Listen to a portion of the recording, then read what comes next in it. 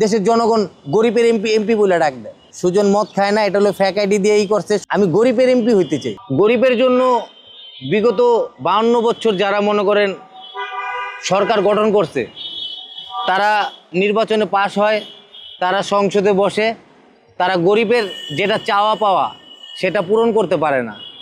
তাই সেই জন্য আমি একটা গরিব হইয়া আমি গরিবের কি চাওয়া পাওয়া এটা আমি সংসদে তুলে ধরতে চাই, সংসদে নিয়ে আসতে চাই। আন্দোলনে আমি জুলাই যোদ্ধাদের সাথে আসিলাম। জুলাই যোদ্ধা এখন আমাকেও সবাই জুলাই যোদ্ধা হিসাবে চিনে। এই ঢাকা 8 আসনে আমাকে সবাই চিনে, সেই জন্য আমি ঢাকা 8 আসনে দাঁড়াইছি। চাঁদাবাজরাই চাঁদাবাজি করে, যারা কাজ করে খায়, যারা দিন আনে দিন খায়, তারা চাঁদাবাজদেরকে ঘৃণা করে। আমরা এই ঢাকা শহরে আমরা ঘুরি, আমরা কি চাঁদাবাজ কি চিনি না? কে চাঁদাবাজ? আমরা মানুষের সাথে সাথে থাকি, আমরা কি চিনি না কে চাঁদাবাজ? কিছু কিছু রাজনীতির ভিতরে যারা আওয়ামী লীগের ফেসিবাদের লুঙ্গির নিচে আসিল, এখন কিছু কিছু রাজনীতির লুঙ্গির নিচে তারা ঢুকছে। তারাই মনে করেন প্রচারণা করতেছে, তারাই করতেছে। এটি যারাই করতেছে, এটি চাঁদাবাজের বিরুদ্ধে আমরা নামছি।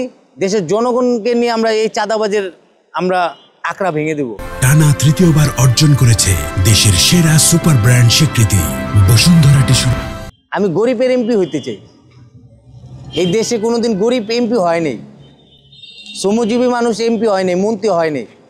আমি যদি এই ঢাকা 8 আসনে যদি আমাকে জাতীয় নাগরিক পার্টি এনসিপি থেকে যদি নমিনেশন দেওয়া হয়, আমি দেশের জনগণকে নিয়ে আমি রোডে নামবো।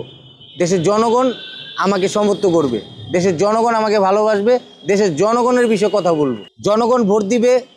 জনগণ যদি দেখে না এই রিকশাওয়ালা সুজন ভাই আমাদের কথা বুঝতেছে, আমাদের কষ্ট বুঝতেছে, রাজনীতিবিদ তিনি করে না, তিনি আমাদের বিষয়ে কথা বলতেছে, আমাদের কষ্টটা সে বুঝতেছে। যারা দিন আনে দিন খায়, আমরা তাদের কষ্ট বুঝবো, আমরা তাদের সাথে থাকি, তারা কত কষ্ট করে আমরা বুঝি। সুজন মদ খায় না, এটা হলো ফ্যাক আইডি দিয়েই করছে। সুজন এইসব নিশাপানি পছন্দ করে না। সুজন আপনার নিশাপানির ভিতরে একদমই নাই, যেটা সত্যি কথা। আর আপনার এরকম না তো, আপনার ভালো ভালো যারা নেতারা আছে তারা তো এত মনে করেন ভারভুর চলতেছে, এডি না লিয়া সুজনের এটা নিয়ে পড়ে রয়েছে, সুজনের এটা নিয়ে পড়ে রয়েছে। এডি কিচ্ছু না ভাই, নির্বাচনের মাঠে নামছি।